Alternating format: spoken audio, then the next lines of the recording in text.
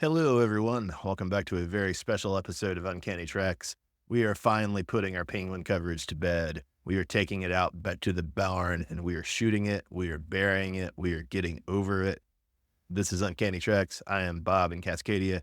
That is Matt in the Southland. Tonight we are talking about the series finale of Penguin, episode 8, Great or Little Thing. We're also talking about Matt's favorite episode of Too Old to Die Young, episode 8, The Hanged Man. Matt, how are you doing this evening?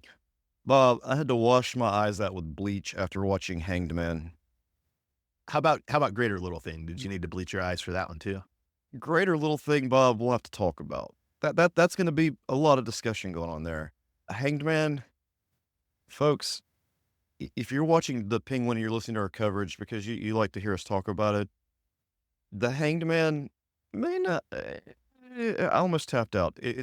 These shows are comparable. They have similar themes to some degree, but I'll be damned. The level of gore, violence, sex, everything, too much. Thank you for that trigger warning, Matt. I'm sure the audience is very grateful. And to begin with Greater Little Thing, I do want to say, Matt, did you see that the recap before this episode was 4.5 minutes? Yeah, I did see that. You got to have the whole series recap or just retell the whole story. But it didn't even do a good job of that. That was the thing that amazed me, was that it was such a long recap, but it was so pointless. Maybe you wanted to point out the subtle nuances you would need to know in this episode. Yeah, I really don't feel like it accomplished that. Oh, So, speaking of subtle nuances, Matt, we got a second flashback to Penguin's childhood. Were you happy? yeah, the way it was framed, Bob, where you had the young actress who played Ma Penguin and then the older actress who like switched because I guess it was in her mind that she was being hypnotized and being led through this all by Dr. Rush. Doctor Strange, you mean? We'll talk about it, Bob. All right, now let's keep that contained for a Okay, moment. Keep it okay. contained. I'm just saying, I thought that was awkward at first, going in and out of her memory. I also questioned if it was real, if it was true, that because of the way it was framed. It was interesting that the show did seem, and this was last episode too, made such a big deal visually about what Doctor Strange was doing to Ma Penguin and flashing lights on his hypnotism machine or whatever. But at the same time, it didn't really explain or contextualize that. I'm not even saying that necessarily as a criticism. I just thought it was interesting that they didn't. Oh yeah, they didn't tell you what was actually going down. I don't know for sure. I mean, maybe we'll learn one day, Bob. Perhaps that character, since that character did survive for some reason. We will talk more about that in a minute. Another thing to say about the flashback is it is interesting that we do Ma Penguin and Little Penguin, Boy Penguin at the jazz club again, but this time it's recontextualized a little bit. And I thought that was, I probably a somewhat bad choice, but at least an interesting choice that they repeated the flashback in order to make you feel a different way about it with different information. Oh yeah, I mean, the first time you see it, you're oh, that's kind of nice. They're going out, they're having a good time, and then this episode says, oh, she wants to kill her child. Yeah. And I did really like the conversation between the gangster Rex and Ma Penguin about whether or not she should kill Boy Penguin. I did think that was a very interesting conversation. So, Gangster Rex is what Penguin wanted to be. I wish he had more screen time because that character would have been interesting to learn more about. Is that the same character that Penguin was talking about to Vic and talking about to Alberto Falcone in the pilot? Exactly. Yes, that's the one he looked up to because he acts similar. He acts similar in mannerisms, similar voice style. It's what he wants to be. It's what he this guy who was willing to kill him as a child. Exactly. The child killer. So, Matt, I did want to ask, how much do you think this version of Boy Penguin really feels like a retread of the Penguin from Gotham? So, from what I've seen of Gotham, Bob, which is not a lot, but I've seen some of the more important episodes. Matt's watched some YouTube compilations, is what I'm hearing. Yeah, let's just say, based on my research, YouTube research, Google, whatever, I don't think it really covers some of this. The character's completely different. At least my understanding. He's a little more. I don't know. I would say, and I think I've only seen 3 episodes of Gotham, the first 3. But from what I vaguely remember, the way they play young Penguin in Gotham as this budding psychopath and the way they play Boy Penguin as a budding psychopath, somewhat similar. My boy I watched this show with felt similar as well, but neither of us has watched a lot of Gotham. Yeah. And I just realized, Bob, you're talking about boy Penguin. I'm actually comparing the adult Penguins. My bad. I didn't really care for the Gotham version of Penguin. I like the Riddler, honestly. He was more Oh, interesting. I definitely didn't get to Gotham Riddler. I would say their Penguin, I thought it was a good performance, but a badly written character, if that distinction makes sense from what little I saw. And that makes perfect sense. Yeah, it's a great actor. I didn't have an issue with the actor. It was just what they were doing with the character in the context of Gotham and this prequel to Batman with all the villains already established. I mean, come on, they're already shooting themselves in the foot. Well, you don't think Smallville for Gotham is a great idea, Matt? No, What? I don't What? think any of those kind of shows were that great. Even though I watched them, but I watched Smallville for the most part. Well, I will say, speaking of redos and retreads, I really did like Vic trying to redo Penguin's Henry V Battle of St. Crispin's Day speech. But this time the gangsters react appropriately, which is they turn their backs on him and one of them punches Vic. I thought that was right. I knew you would appreciate the scene as I was watching it. Bob's gonna say he loves the scene, but I do want to point out though, like they said, there's no product, so the loyalty was not to the Penguin; it was to the product. Yeah, but I mean, how good was the plan of the product really? Well, I don't know that much, Bob. That's why I don't go into criminal under business stuff, and I'm gonna assume the criminals know what they're talking about or don't, and that's why they suck as criminals. Speaking of things I liked, I was really impressed by Sophia's outfit with the black dress and the red scarf and the red shoe bottoms. It was very striking. She has her own look in this that's strikingly like a Gotham like villain. Like you know what I'm saying? Like she has her own like Yeah. look. And now I'm thinking, okay, now I know when I'm thinking of her, I'm thinking of her like this. The only real exposure we had to her prior to that was Dark Victory, and she's a buffer, bigger character. She's a giantess. If I was describing how they're going for Sophia in this show, especially these last couple episodes, I think I would probably say goth, sexy Mary Poppins seems to be the vibe. I could see that totally. Yeah, very very interesting take on this character, which is more interesting than what they did in the comics. I would agree with that. Dark Victory is a much more successful story than this, even though I'm not a big Jeff Loeb guy. But I would agree that this version of Sophia is more interesting than the original. Another thing I did sort of like was we do see Sophia torturing the Penguin and Ma Penguin, and she's trying to cut Ma Penguin's finger off to get the truth out of the Penguin. And the Penguin is either so committed to the bid or so delusional or a little bit of both. The Penguin just can't admit that Ma Penguin was going to kill him and that he killed his brothers, and he's willing to let his mother's finger get chopped off. When that finger was getting cut, and Penguin kept denying it, was there not even a split second in your mind that you were, maybe he didn't actually kill his brothers, and this was all just a ruse? The early part of this episode and the prior episode really worked hard to make Penguin seem a psychopath. You don't think they were going to ruin 2 episodes? I'm just saying, just for a split second, without all that logic you just dumped on me. My next question, so this is skipping ahead a little bit. The tables get turned. The Penguin captures Sophia. He, Godfather or Soprano style, takes her out for like a last ride, takes her into a field, and it seems like he's going to shoot her. And I know we both predicted Sophia was a dead woman coming into this show. Right. I know that. But in that actual scene, did you think Penguin was going to kill Sophia? Okay, you're going to hate me, Bob, but this is when I thought we were going to see some Battinson. Remember my prediction last? In other contexts, I might hate that, but I don't like this show enough to be offended by a ham-handed use of Battinson. Exactly, Bob. I literally thought we were going to see some Battinson drop in right there, and I'd be like, oh, okay, that's what they did. But no. So I would just say initially I thought he was going to kill her, but the scene went on so long that I was, this show is not willing to be that sadistic. They're not actually going to kill her. They're not, Bob, but then he kills Vic. And like, yeah, why? I thought that more or less made sense, right? It did. He wants no loose ends, but Jesus Christ. I mean, come on. Come on. I like that scene. It is very much the scene of the Penguin strangling Vic is straight out of The Sopranos, where, spoilers, Tony strangles Christopher. He doesn't do it in quite so aggressive a way, but I mean, it's the exact same dynamic in some ways. So is this just Sopranos for a new generation, Bob? I would say it's Sopranos stupider for a new generation. Yes. Gotcha. Okay. I kind of wondered that as I'm watching. I'm like, this has some elements of that. Like, what I'm going to describe you're not going to like, I was saying this to my boy who I was watching this with, The Sopranos is half a mob show and it's half a pretty dark family sitcom. Yeah, I've watched most of the first season, Bob. So, Oh, okay. so I have an You mean idea of what it's yeah. doing, and I get when you were making all your comparisons earlier this season, I got which was what you were talking about. But yeah, you feel like the younger generation has to be entertained by having it attached to a licensed property to make it viewable. Even I fall into that too. I fall into that category as well. A lot of times, I'm way more willing to watch something if it's just tied to something I recognize and I'm more comfortable with. And I think that's why they went this route instead of just doing their own. I don't want a Sopranos remake, and I don't think the writers of Eh, this are capable of producing anything nearly as good as The Sopranos.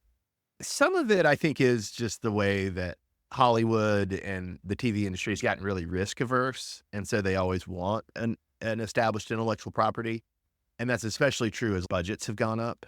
You're putting a lot of money into something, and so mhm, you don't want it to fail, so you want to hedge and have it be attached to something people remember from their childhood. right. But there also just was a kind of special moment with HBO with shows like Oz and Sopranos and The Wire and Curb Your Enthusiasm and Deadwood and even Rome and Carnival. It was just a special moment where TV was, I mean, in some ways, those shows are a little formulaic of each other, but in a lot of ways, they're very different. They have very different genre identities. They're trying to accomplish very different things. It was just a special moment in the aughts where HBO really gave people the space to experiment. And that's passed away, and probably it's mostly just passed away for business reasons. I don't think the answer is that, oh, Zoomers are stupid or something. I mean, millennials are plenty stupid too. I need to apologize for that, Bob. I didn't mean to put it generational because I sound like an old, curmudgeonly old man over here. I'm not trying to be that way. You could just rename the show The Mobster and taken out the name Gotham and changed the name of the city to something else. And you could have had a show that told a complete story without all the need for the other. That's probably fair. I was even thinking about it in my head. How will they easily do that with the Just say there was like a hurricane or something. It's not that complicated. He's lost his Yeah. family. There's not much more tying it necessarily to the Batman. Yeah, because the whole thing is sort of modeled on Hurricane Sandy. Yeah. Yeah. Well, a less serious question, Matt. When Sophia is getting arrested in her red dress by a Chief O'Hara knockoff, did you get Batman 66 vibes? Yeah, I mean that's the same dude that was in the Batman film, the same guy, and he's just Oh, okay. he is living the time of his life, man. He's got the best job. He literally is the Chief O'Hara knockoff. Yeah, and Sophia in that costume, I mean, she's more independent than these characters, but she really does look like one of the female villain valets from Batman 66. Right? Exactly. Yes. You know what? That's the best way to describe what I was mentioning earlier, Bob. Yes, they dress like the '60s characters. Well, the way her outfit, her look has that vibe to it.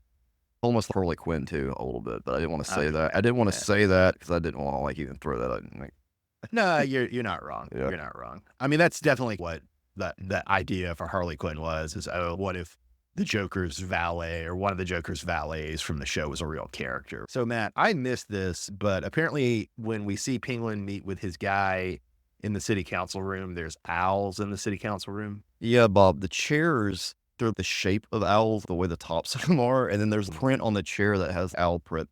So here's my thought, Bob. Batman 2, we're getting Court of Owls, and it's tied in with Hush. Tommy Elliott's the Oh, leader of the Court of Owls. Oh, God. That's a lot, Matt. That's a lot. It's going to be tied directly to whatever was going on with the Riddler. Do you think it's possible that instead they'll go for a trilogy and it'll be Hush, Batman 2, Court of Owls, Batman 3? That could be it, Bob, because we have never seen the Court of Owls in a Batman film. We've never seen Hush in a film. I would say there's a reason we've never seen Hush in a film.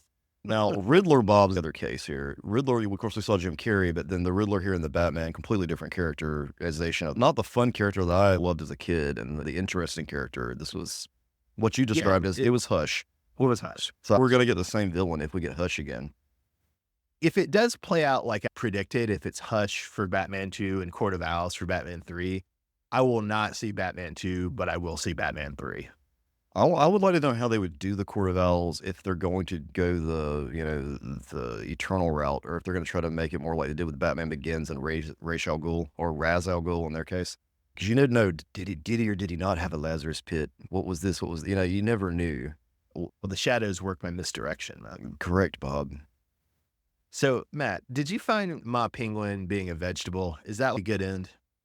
No, Bob. I think like the current situation that we have at the end of this series with the Penguin living in the penthouse with the vegetable mom, we've got Vic dead. We've got his hooker friend who turned him over to Sophia. She's now role playing as his mom. It's just incredibly depressing. So no, Bob, it's not a good end, but it does I don't mean say, good in terms of uplifting. I mean, oh, is it an effective end? Is it an appropriate end? Is it an apt end? so, well, it does take us all the way back, Bob, to the beginning where we're basically where we were at the start. So it did its job there of just resetting the status quo of what the Batman finished with. We did know about his mom, that's it, but she's a vegetable, so it really doesn't matter. Yeah, yeah, it is interesting how I mean, in the way we both predicted this is obvious, right? But it's funny how much the show does and then how it resets everything. It, It's also interesting that Doctor Strange's function in the show basically just to give Sophia a letter from Catwoman. yeah, Bob, I got some stuff that dropped here last night actually because I thought I got to figure this out. Yes, without the reveal of him being Hugo Strange, people are saying that it's not Hugo, it's actually Scarecrow, Bob. Mm. It's Jonathan Crane. And here's the evidence, and I've got a picture for Bob here so he can actually look at this and tell me if this is people grabbing at straws. But in episode 4, Sophia bursts in his office and has this like impromptu like session, and he's caught off guard. And Mhm. if you look at his desk, you can see that there what appears to be the hand with the needles in it, the syringes Uh, that we've seen Scarecrow use before. And also on the right side of the desk appears to be what is Scarecrow's mask. I see, I see. So my question to you is, were they just trolling us with Scarecrow the whole time? I don't think they're gonna build another Batman film around Scarecrow since they did that with Batman Begins. But it wouldn't surprise me if he shows up as a secondary villain in like a Batman 2 or a Batman 3. Would you watch a Jonathan Crane Scarecrow series No, no, absolutely not. where it follows him before he comes to Gotham? No, no. Would you? I don't think I would. I don't think I would. I thought about it. I get like, there's only so much you could do with this character that we have not already seen on film. Because Batman Begins pretty much got Maybe, everything right to the point where maybe if this show was better, or maybe if I liked the movies better, I'm not, me rejecting it is not so much a rejection of the Scarecrow, although like you, I do think the Scarecrow, maybe there's not that much to him. This show was not good. I would not recommend people watch it. I'm annoyed that I picked it for us to cover. So no, I would not watch them do a similar thing with a less charismatic character. I'm done on Batman Universe miniseries. Thank you. Bob taking a hard stance here with this. Penguin did him dirty. Well, I mean, I'm more hostile to this show than you, I think. But would you seriously watch another the Batman Universe miniseries after this? Okay, Bob, once again, this goes back to what I said earlier. With that freaky, something was wrong with me when it comes to licensed material. It could possibly be quality, so I will try to watch it. And whatever it is, I would probably give it at least one episode, the first episode, which I usually do. Like I gave most of the Disney shows that come out, I'd give them the first episode. Okay, well, at least you're thinking about, I'm gonna try a first episode and see what I think. That I at least appreciate that you're keeping it as an open question. So, well, the question is, would I have watched this without us covering it on the podcast? I think you probably would have, at least some of it, because we both liked the first episode. Yes, I would. Yeah, I totally would have. I probably would have stopped watching around like probably the fourth or fifth Oh, episode. do you think you would have stopped, or do you think you'd have been like, "Oh, well, it's only 8 episodes, gotta finish it out?" I'm laughing in my brain ball because Bob think 8 episodes is short. On the one hand, obviously not. I mean, we're gonna talk about Yeah, that in a yeah. minute. But on the other hand, I'm a man who believes in finishing something if it's reasonable to finish. I probably would not have, Bob, because I've tried to watch stuff like I'm just gonna give you some examples. The Last of Us. I got through maybe the first 2 episodes and gave up on that crap, even though I've played both games all the Good way through. good man. See, Good man. Way to uh, way to quit the degrading of HBO. That show and this show, the biggest degrading. give me another show on HBO. The Game of Thrones thing, the second season, the new one. I got through one episode and said, "Forget it. I ain't watching this crap." Brother, as somebody who finished that season, let me tell you, you made the right call. It also doesn't end. They canceled, I think, the last 2 episodes for budget reason. It just ends on such a fizzle. Okay, so that first season must not have gotten the response that you really needed it to. Well, no, they're still gonna do. I think they're. Somebody was telling me it has 2 more seasons. I thought it just had 1 more season, but I think they're going to finish it. But yeah, for budget reasons, though, they stiffed him on season 2. That's incredible for something that such a large property. It was like their cash cow for forever. Game of Thrones is going to be a really interesting live experiment of how much sticking power does intellectual property have? Because everybody hated that finale of the first show, and this second show, it seems like it's alienating a lot of people. I'm hoping it's gonna be enough just to kill the franchise. Yeah, my thing too, Bob, is how many people are willing to jump into the next set of shows like that? Because I feel like that's the other thing too. You lose so many people. You just said I was almost not willing to jump into the prequel because I hated the finale so much. I wonder how many people actually got aboard to actually.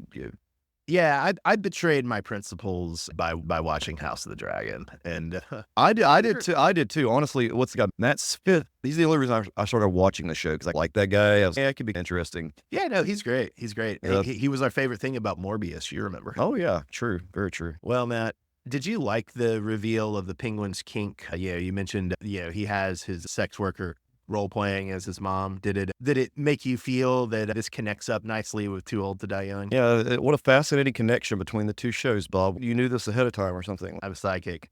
I also did want to comment. One thing I did think it was interesting that the show did was this visual evolution of the penguin and his mom. We start out with the penguin's mom having the Burgess Meredith cigarette holder, and then have early in the show, Penguin's really channeling Danny DeVito, but then he'll channel Robert De Niro, like in the hospital. And then we have him coming out. To me, it felt like just full Burgess Meredith at the end of the show in the tuxedo and what have you. So all these different like visual versions of the Penguin and references to visual versions of the Penguin are really interesting to me. Yeah, to add to that, Bob, somebody did point out that the coloring of his outfit in that last scene is pretty much the exact same as the outfit he has in the animated series. So kudos to whoever came up with that and made that happen. I totally missed that. Matt, do you have any thoughts on the bat signal? I mean, where's he been, Bob? Where has he been this whole show? Come on, Battinson. On the one hand, I didn't want him in the show, but as we said last week, it makes no sense that he's not on the show. Yeah. Needs to show up. Well, Matt, could this have just been 4 episodes? Yeah, literally episode 1, Penguin can meet Vic, and then get some Falcone stuff. Then episode 2, Sophia takes over the Falcone stuff, and then episode 3, you get flashbacks. But instead of doing 2 episodes of flashbacks, just do 1 with both characters. And episode 4 just stays the same. So yeah, you're right, Bob. We got it. HBO. Yeah. But Matt, that would cut short the greatest episode of television of all time. I mean, they could have just extended the episodes 15 more minutes and just filled in the gaps. Well, Matt, so in the whole, did you prefer The Batman, the movie, or The Penguin, the limited series event? So, Bob, I'm really trying to view things from a different perspective because you brought up a good point one time, I believe, when looking at like, did it actually accomplish what it set out to do? Okay. So I have to look at the Penguin. Did it actually accomplish what it was set out to do? It gave us a story about the Penguin. He is like a mobster, and it's set between Batman, and the Batman 2, and it reset the status quo at the end. It told us to tell the Penguin without infringing on either one of those films. So it did what it was supposed to do. Now, you, on the other hand, it needs to be The Sopranos, but I didn't really. It doesn't need to be The Sopranos. It just needs to take The Sopranos name out of its fucking mouth, like imitating it constantly in 5 different plot points. That's what it needs to fucking do. Well, there you go. See, so I'm just saying, if you were looking at it, did I enjoy that much? Bob, this is a mediocre show to me at best. It was great in the beginning, but man, it was so predictable, and we just knew it was going to happen. Even though we were wrong about who died and who loved, I don't care because it didn't really matter. They were not characters I was that invested in. Other than Penguin is great. That portrayal of that character is awesome in this. It's amazing. I like seeing more of it because we didn't get as much of it in The Batman, but that's probably a good thing. Well, Matt, speaking of assessing this, I've got a list of all the comic TV shows I've either watched or watched enough to have a pretty strong idea of. Would you go through the ranking and comment on the weirdness of my taste? Sure, Bob. I did not. I decided not to do this after looking at the notes because I haven't seen as many of these. So, Bob's first show is Legion, which I've seen. I think the first episode of. I enjoyed it. That's neat. Need to watch the whole thing. I know. Arguably the only one of these that's actually good. All right, so Bob loved Legion. All right, Doom Patrol, which I think I watched the first season. I was okay with it. I've actually only seen the first season too. I need to watch the other seasons of that. Yeah, I bet it really sucks after season 1, and everybody's just thinks you're stupid for liking it. All right, Batman 66. Bob, have you watched all of Batman 66? Or are you just no? putting But it there? I've watched enough to know what Batman 66 is like. Come on. All right. Then Bob put a vast chasm because apparently there's a huge chasm. And then he put Titans as number one. Now, we are such a mixed bag on Titans when we've covered it before, Bob. So I don't know how you're putting Titans up so high. Well, because everything under it is worse. I thought that would be pretty obvious. All right. So, well, here's what's worst to Bob. Here we go. Supergirl, which I thought you liked. I do like, but I don't think it's good. Oh, Like, I like Titans and Supergirl, but I don't think either are good shows. all right. Well, all right. Then you've got Penguin after Supergirl. CW Supergirl outdid HBO's Penguin. Okay. Oh, yeah, easily. Right. Next, Bob has the show Krypton, which I don't think most people don't know anything about, but that was this sci-fi show, correct? Yeah, Sci-Fi it was a channel? Sci-Fi Network. It was basically What If Smallville, but for Krypton. I watched both seasons. Bob liked that It- show, which to me is like the most obscure show on this list. Again, it's not a good show. It's also a worse show than Penguin, but probably on some level, I do like Krypton more than Penguin, Well, Bob put it above WandaVision, which is terrible. the critically acclaimed Disney Plus show that I enjoyed. I thought was great. And most Critically acclaimed by 5-year-old. then Bob puts Peacemaker, the other critically acclaimed HBO Max show that is hilarious on so many levels. Although the story does get kind of Critically acclaimed by 13-year-olds who didn't actually watch it because they were too busy jerking off to their phones and just pretending to have liked it. the story does get towards the middle, but it is funny. John Only towards the middle. and Only John, towards yeah, the actually, middle? only towards the middle. And John Cena's character is spot on. I love him as Peacemaker. I think it's great character. Miss Marvel, I want to be clear. I don't put Miss Marvel so low out of racism or sexism. Kamala Khan's a great character. I like her comic series quite a lot. I just thought the show was really bad. It was basically a 2.5-hour origin movie stretched out to 6 episodes. It didn't do any of the things that Kamala Khan really does in the comics that make her a charming character. That was why I thought it was so bad. all right, Bob. After Miss Marvel, you've put Hawkeye, which I agree with. I didn't like Hawkeye. It was so boring. Even most people agree that it was like his family is so boring too. There's so many boring things about Hawkeye. Yeah, Jeremy Renner's just the wrong guy to play Matt Fraction's Hawkeye. Yes, exactly. And then Moon Knight, Bob, you got it at the end, and I agree with you 100% on that. I wanted to love Moon Knight, but it was not. Love Oscar Isaac, love Moon Knight as a character, but just the same problem with Miss Marvel and Hawkeye. It should have been a 2-hour movie, but instead it was a 6-hour miniseries. Correct. Should have taken it from the 70s, guys. Put out those TV movies. TV movies are the way to go, baby. Well, Matt, anything else to say about Old Penguin? Not really, Bob, but I really don't want to move into this episode of Too Old to Die Young. We'll go quick because I don't want Matt to have to dwell with his trauma too long. So for episode 8 of Too Old to Die Young, Matt, I just want to start out by asking, is democracy your bitch? Maybe, Bob. Maybe. Did you enjoy the passion play of the lieutenant as Christ that he puts on for Martin? I just want to say, fuck you for ever even allowing me to make that comparison at the beginning of the season. Because now I question myself whenever I make a high-pitched voice at children because that lieutenant just keeps popping up in my head when he makes his high-pitched voice. Do you ever offer your students a potato chip communion wafer style, the way the lieutenant offers Martin potato chips? Never done that, Bob. Never done that. On a different note, have you ever been in a deserted mall? I've been in so many deserted malls and video games, Bob, but never in real life. Unless you count, Sad, man. the mall that was in our town growing up. That's the joke I was going to make. It's practically abandoned. Yes, Although they do a really tasteful job of boarding up whole wings of it. the cast of Montalto, they boarded everything up. There's probably people living back there. I hope so. I do too. I hope they have little dorms back there for people to live in. That would be good. Well, Matt, when this episode killed Janie in a very abrupt fashion and very brutal fashion too, were you shocked? I was extremely shocked, Bob. I mean, just a shot to the head out of nowhere. I felt like the character pretty much ran its course. People talked about the show as if it were an ongoing show. Right. But it seems to me, and we can debate this after we watch the last 2 episodes for next week, but it seems to me probably it was never intended to be ongoing. And it's interesting how they just shut whole avenues of the show down. Right. Damien or Dr. Mabinga goes last week. Janie's dad, Billy Baldwin goes last week. This week, Janie and Martin go. Spoilers, right? So it's just, they're just shutting down whole avenues of the show in an interesting way. Yeah, and it makes it where they're going to go next now that we have most of our main characters are dead. This sounds weird to say because you're so bitter about this episode. I don't want to get you hyped I don't want you to be too hyped up in expectation for the last two. You should think of this as the climax of the show. Thank God, because Bobby does need to come down.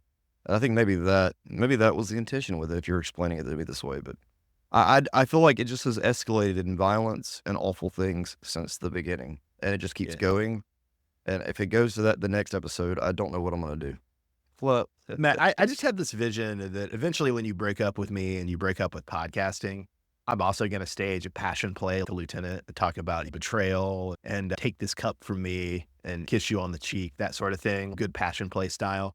But I think after I do that, you're then going to treat me like Jesus treats Martin, and you're going to tie me up in a barn and you're going to whip me like the Romans whipped Jesus.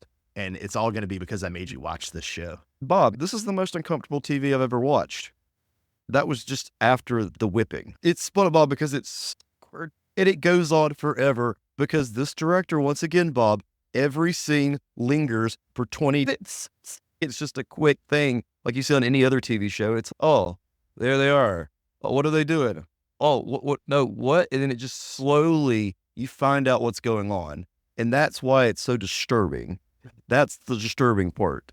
The Often that slow reveal. just to say, it's basically just a remake of the Passion of the Christ, too. Yeah, if you think about it. You set it up with the lieutenant's passion play, and then Martin actually does go through very similar torments. For 3 days, Bob. Jesus. For 3 days, yeah. And then when did all the other stuff happen in that story, Bob? The pegging and the other thing. It's clearly getting off on his whipping and his torture of Martin. In the Bible story, Bob, what does that happen if you're trying to make this comparison? I want to know. This isn't literally in the Bible, but when Jesus goes down to hell for those 3 days, I bet things get kinky in hell with Satan. Okay. I see what you're saying there. Well, I'm just saying, Bob, this episode was a bit much. Just a bit much. And I say this every episode, so it better de-escalate the next episode. I love how you say it's a bit much and then you linger on the details. Look, because I want people to know what they're getting into if they decide to turn it on their TV. Matt's really committed to trigger warnings this week. I really am. Matt, my final question to you before we move into shots of the episode and characters of the episode.